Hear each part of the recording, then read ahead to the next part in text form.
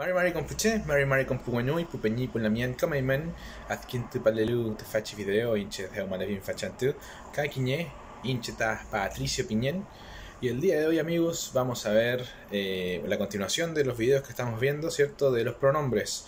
Ya sabemos que los singulares son inche, Amy, Fei, ¿cierto? Y aquí aparecen abajo. Después tenemos los duales, que son inchiu, eimu, feiengu.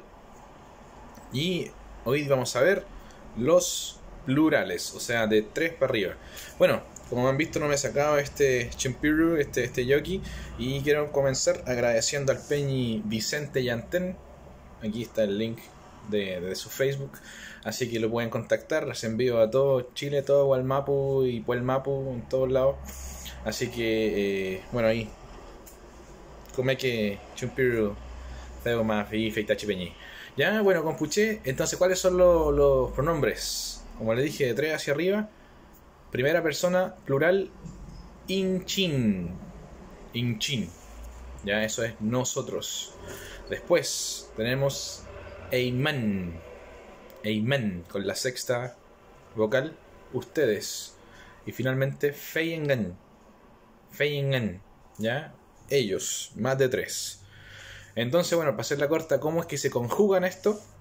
Vamos a ocupar nuevamente el verbo zungun, que es hablar, y comenzamos. Zunguin. Nosotros hablamos. Nosotros, ¿cierto? Nuevamente, más de 3. Zunguiman.